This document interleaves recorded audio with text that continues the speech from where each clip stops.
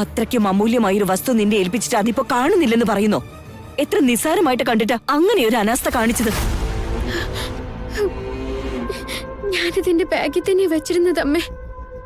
പക്ഷേ എങ്ങനെ മിസ്സായിപ്പോയെന്ന് എനിക്കറിയില്ല. ഇത് തന്നെയാ ഞാൻ കേൾക്കാൻ ഇഷ്ടപ്പെടാത്ത വാക്ക്. അത്രയും വിലപ്പെട്ട ഒന്ന് ഈ വീട്ടിലെ സമ്പ്രദായത്തിന്റെയും ആചാരത്തിന്റെയും പ്രതീകമാണെന്ന് പറഞ്ഞിട്ടും എത്ര നിസ്സാരമായിട്ടാ നീ അത് നഷ്ടപ്പെടുത്തിയത്?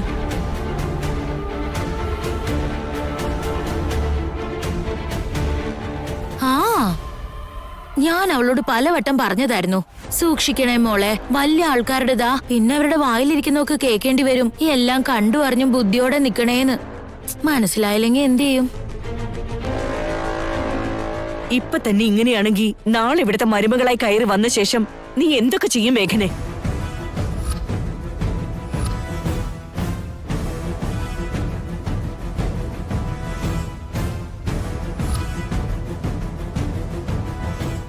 അരുന്ധതി, ഭർത്താവിന്റെ വീട്ടുകാർ അത്രയും കാര്യമായിട്ട് പറഞ്ഞപ്പോ അവൾ അശ്രദ്ധ കാട്ടുമെന്ന് തോന്നുന്നുണ്ടോ? ഒരുപക്ഷെ ഈ കല്യാണത്തിന് വന്നിരിക്കുന്ന ആരെങ്കിലും ഈ നെക്ലേസ് എടുത്ത് മാറ്റിയിട്ടുണ്ടെങ്കിലോ? നിങ്ങൾ പോലീസിനെ വിളിച്ചു വരുത്ത്, അവര് തന്നെ കണ്ടുപിടിക്കട്ടെ.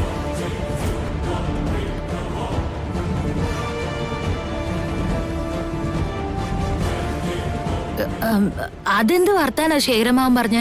പെണ്ണിന്റെ വീട്ടുകാരല്ലേ നമ്മള് കാരണം ഇവരുടെ അന്തസ്സിന് കോട്ടം തട്ടാൻ പാടുണ്ടോ? പോലീസൊക്കെ വരാന്ന് വെച്ചാ വലിയ നാണക്കേടാവില്ലേ? ഈ സമയത്ത് പോലീസിനെ വിളിപ്പിക്കുന്നതൊന്നും ശരിയല്ല. നമ്മൾ തന്നെ എന്തെങ്കിലും പോംവഴി കണ്ടെത്തണം. എന്ത് ചെയ്യാമെന്ന ജയേട്ടാ? എത്ര വട്ടം ഞാൻ പറഞ്ഞതാ, എന്നിട്ടും അത് നഷ്ടപ്പെടുത്തിന്ന് പറയുമ്പോ എന്റെ സെന്റിമെന്റ്സിനെ എല്ലാം അവള് വെള്ളത്തിലാക്കിയിരിക്കുക. ഇക്കാര്യങ്ങളൊക്കെ ആ നെക്ലേസ് നഷ്ടപ്പെടുത്തുന്നതിന് മുൻപ് മേഘന ആലോചിക്കേണ്ടതായിരുന്നു. അതെത്ര വിലപിടിപ്പുള്ളതാണോ ആവോ. ഇനിയിപ്പോ ഇതൊക്കെ പറഞ്ഞിട്ട് എന്ത് കാര്യമെന്നേ? അരുണിമേച്ചി, നിങ്ങൾ എന്താണെന്ന് വെച്ചാ ചെയ്തോളൂ, ഒരു ആചാരത്തിന് ഭംഗം വരുത്താൻ നോക്കണ്ട. ഒന്നും മതിയാക്കാൻഡി.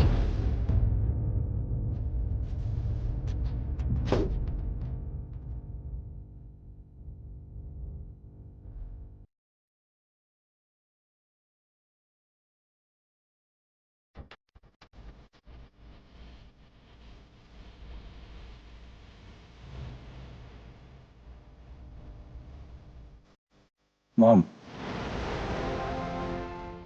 മേഘനയ്ക്ക് ഒരു ചെറിയ തെറ്റ് പറ്റിയിട്ടുണ്ടാവും. പക്ഷേ അതിനുള്ള പരിഹാരം മേഘന ഇങ്ങനെ കുറ്റപ്പെടുത്തിയത് കൊണ്ട് കിട്ടില്ലല്ലോ. നെക്ലസ് എങ്ങനെയാണ് നഷ്ടപ്പെട്ടത്? ആരാണത് എടുത്തത്? അത് എങ്ങനെ കണ്ടെത്താൻ ആലോചിക്കില്ലേ വേണ്ടേ? അതിനെന്താ വേണ്ടെന്ന് വെച്ചാ ചെയ്യും.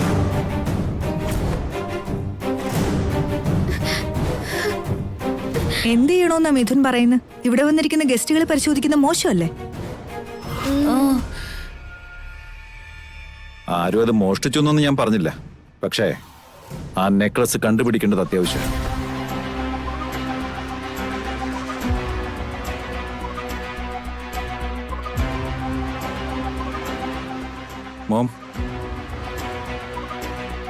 മോം മേഘനയ്ക്ക് കൊടുത്ത നെക്ലസിന് ഒരു സ്പെഷ്യാലിറ്റി ഉണ്ടെന്ന് പറഞ്ഞത് ഓർമ്മയില്ലേ?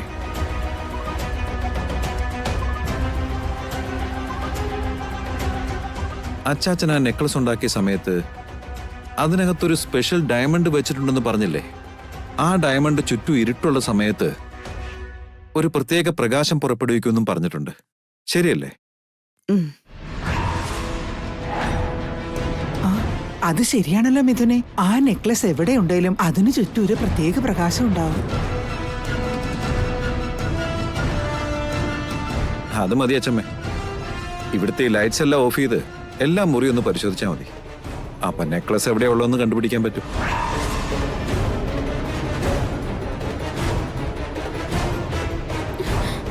ഇതെന്തൊരു കഷ്ടകാലം എന്റെ ഈശ്വര! ഇത്രയും വിശേഷപ്പെട്ട ഒരു നെക്ലേസോ? ഇപ്പൊ അതിന്റെയൊക്കെ ആവശ്യമുണ്ടോ മോനെ? CCTV ക്യാമറ ഉണ്ടല്ലോ. ഒരാഴ്ചയായിട്ട് ഇവിടെയുള്ള CCTVകൾ വർക്ക് ചെയ്യുന്നില്ല. കല്യാണത്തിരക്കിനിടയ്ക്ക് ഞങ്ങളത് ശ്രദ്ധിച്ചുമില്ല. അങ്ങനെയാണെങ്കിൽ ഏട്ടൻ പറഞ്ഞതുപോലെ ചെയ്യുന്നത് തന്നെയാണ് അതിന്റെ ശരി. Manager sir. ഈ ഫാം ഹൗസിലെ ലൈറ്റ്സ് എല്ലാം ഓഫ് ചെയ്യ്. Okay sir.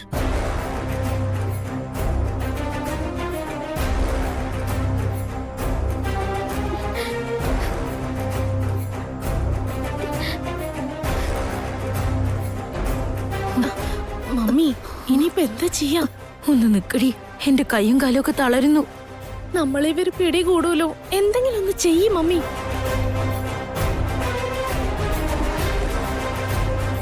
ചെറിയമ്മേ, ഹർഷിണി, വിവേക് എല്ലായിടത്തും ഒന്ന് പരിശോധിക്കേ. ശരി വരേട്ടാ.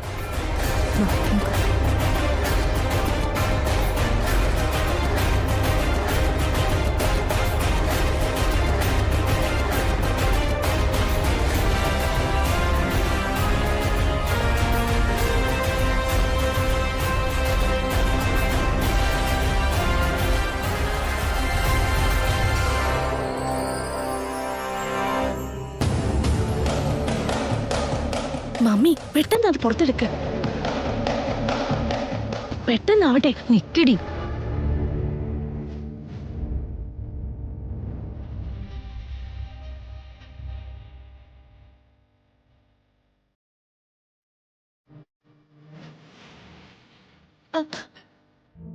പെട്ടെന്നാവട്ടെ. ഒന്ന് വേഗം വാ മമ്മി. വരാടി, എവിടെയെങ്കിലും ഇത് വലിച്ചെറിയാം.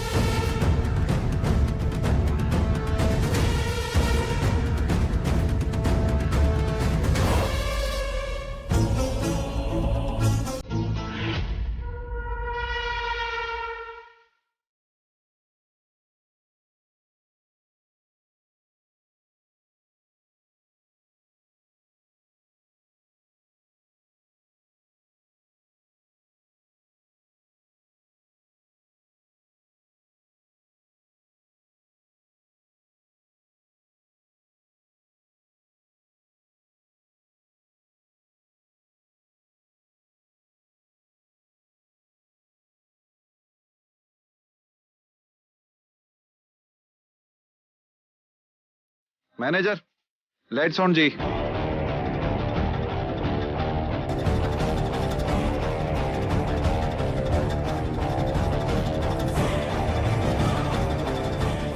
മോം, ആ നെക്ലസ് കിട്ടി.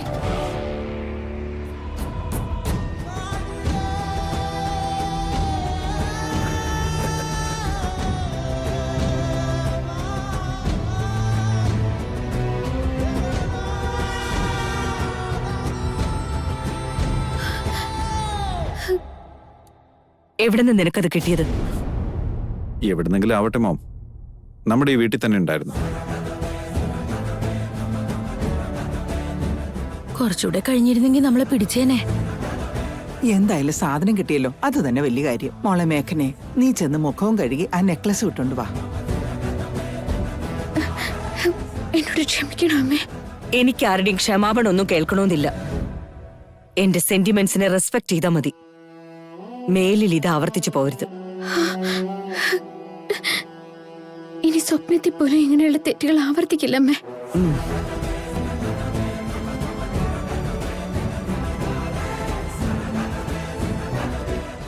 ഇതായിട്ടോളൂ.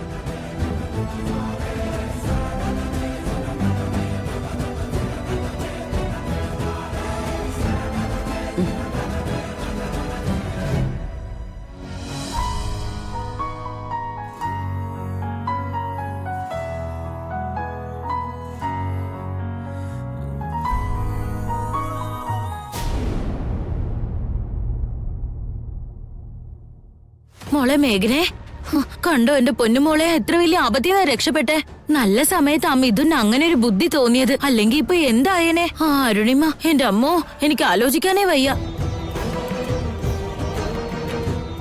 ഏട്ടത്തിയുടെ നല്ല മനസ്സിന് അങ്ങനെ ഒന്നും ആ നടക്കില്ല. പിന്നെ ഇരിക്കും മോളെ, എന്നിട്ടാ നെക്ലേസ് ഇട്ടോ. ഇരി, നടക്ക്.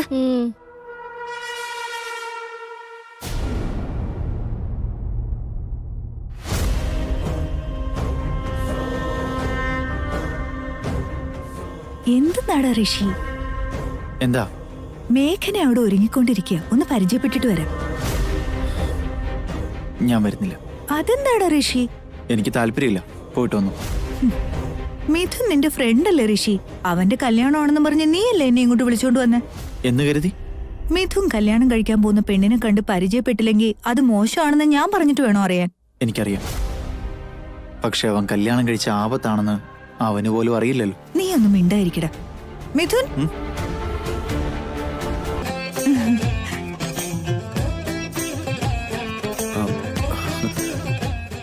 പൂജ, നീ എങ്ങനെ ഇവിടെ? നീ ഞങ്ങളെ ആരെയും കല്യാണം വിളിച്ചില്ല, എന്നാലും നിന്റെ കല്യാണക്കാരി ഇവൻ പറഞ്ഞറിഞ്ഞു. നമ്മളൊക്കെ ബെസ്റ്റ് ഫ്രണ്ട്സ് അല്ലേടാ. നീ വിളിക്കാതിരുന്നു എന്ന് കരുതി നിന്റെ കല്യാണത്തിന് ഞങ്ങൾ വരാതിരിക്കോ? അങ്ങനെയൊന്നും വിചാരിച്ചിട്ടല്ല. ആക്ച്വലി പെട്ടെന്ന് ഇത് മതി മതി നിർത്ത്. വെറുതെ കള്ളം പറഞ്ഞു മെനക്കെടണ്ട. ദേ ഋഷി ഉണ്ടല്ലോ, ഗിഫ്റ്റ് മേടിക്കാനെന്ന് പറഞ്ഞ കടയിലേക്ക് വന്നത്. എന്നിട്ട് ഇപ്പൊ ദേ അകത്തേക്ക് വിളിച്ചപ്പോ എനിക്ക് താല്പര്യമില്ല, വരില്ല എന്ന് പറഞ്ഞ് ഒഴിയല്ലേ.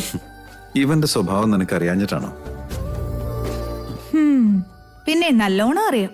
ആ എന്നാ പിന്നെ നിങ്ങൾ രണ്ടുപേരും സംസാരിച്ച് നിൽക്ക്, ഞാൻ പോയി പെണ്ണിനെ കണ്ടിട്ട് വരാം. എടാ, ഇപ്പോഴും സമയം വൈകിട്ടില്ല കേട്ടോ.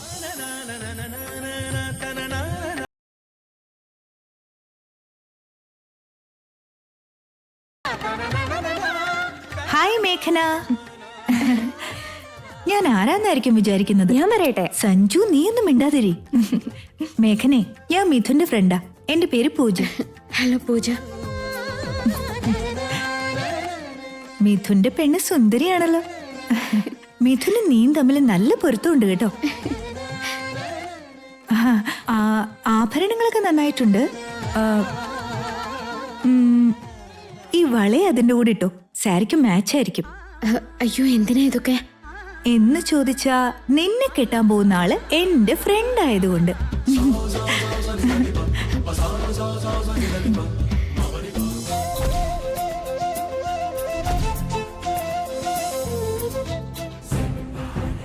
പ്രതീക്ഷയെല്ലാം തകർന്നു. ഇനി ചിന്തിച്ചിട്ട് കാര്യമില്ല. മിഥുനുമായിട്ടുള്ള എന്റെ കല്യാണം വെള്ളത്തിൽ വരച്ച വരയെ.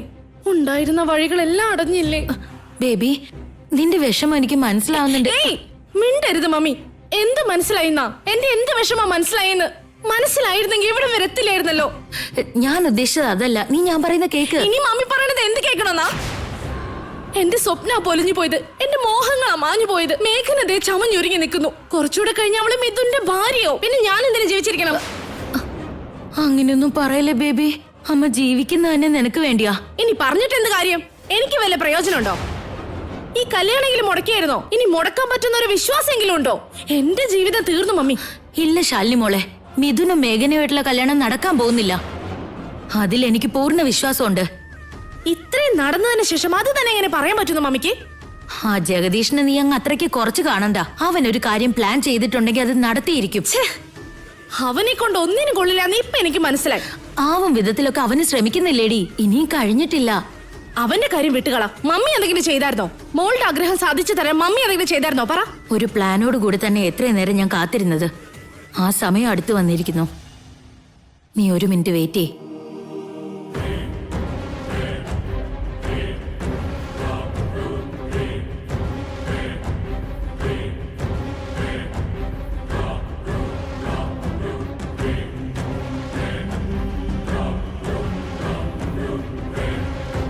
നീ സാരി ഉടുത്തു മോളെ.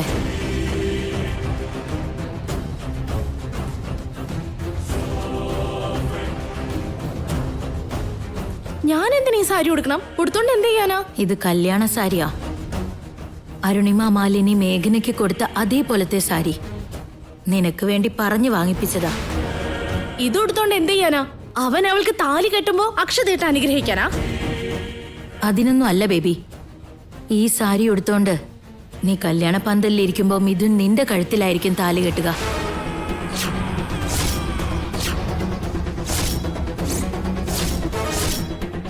അതെങ്ങനെ നടക്കുന്ന? ചുമ്മാ ഒരു വിവരക്കേട് പറയല്ലേ. വിവരക്കേടല്ല മോളെ. അരുണിമ എന്താ പറഞ്ഞ്?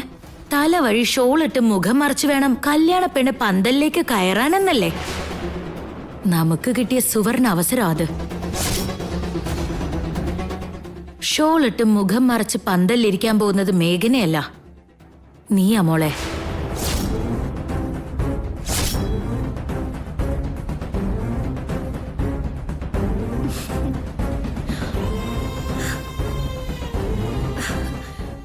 മമ്മി, 10 മിനിറ്റ് മേഘനെ അവിടുന്ന് മാറ്റിയാ പന്തൽ അവൾക്ക് പകരം നിന്നെ കൊണ്ടിരുത്തും. മിഥുൻ നിന്റെ കഴുത്തിൽ താലി ചാർത്തും. അതിന് ശേഷമുള്ള കഥ മുന്നിൽ നിന്ന് ഞാൻ നടത്തും.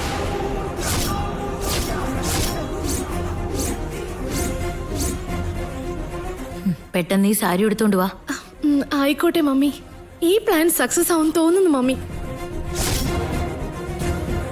അരുന്ധതി ഒരു കാര്യം പ്ലാൻ ചെയ്താൽ അതൊരിക്കലും ഫെയിൽ ആവില്ല.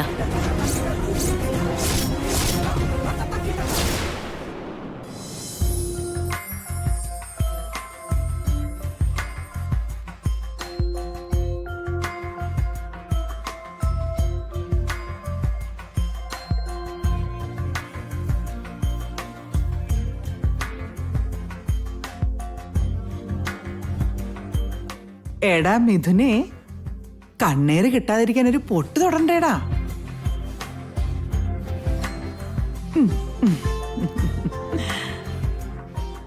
എല്ലാ കണ്ണും അങ്ങട് ഒഴിഞ്ഞു പൊയ്ക്കോളും. പണ്ട് നിന്റെ അച്ഛൻ ഇരുന്ന പോലെ തന്നെയുണ്ട് നിന്നെ കാണാൻ.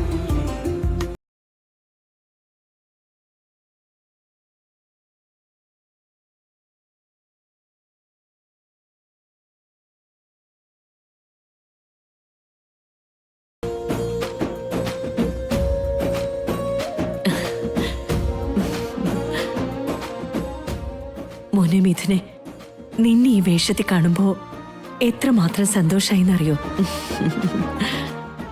ജയേട്ടാ, പുതുമണവാളന്റെ വേഷത്തില് മോനെ കാണാൻ എന്തൊരു ഭംഗിയാ. ശരിയായിരുണിമേ, എല്ലാം ഇന്നലെ കഴിഞ്ഞതുപോലെ തോന്നുക.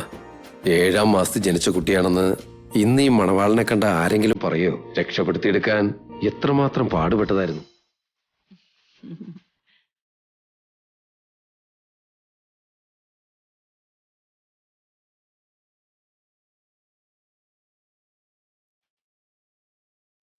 മേഘനയുടെ വരവോടുകൂടി നിന്റെ ചുറ്റും കൂടിയിരിക്കുന്ന ഇരുണ്ട നിഴലുകൾ അകന്നു പോവട്ടെ മോനെ. ഈ മകന്റെ നന്മ മാത്രം ആഗ്രഹിക്കുന്ന ഇതുപോലൊരു അച്ഛനും അമ്മയും ഉണ്ടെങ്കിൽ ഒരു നിഴലിനും എന്നെ ഒന്നും ചെയ്യാനാവില്ലെന്നോ.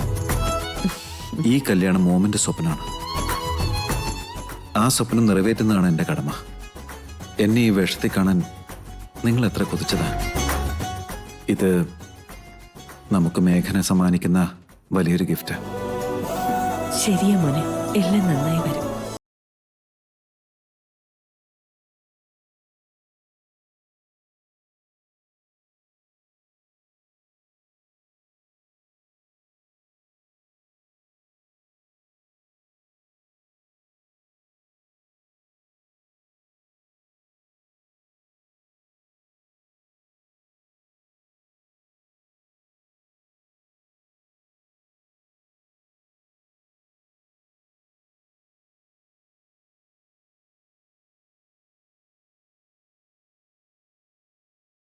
ബേബി, വാ വാ വാ വാ വാ.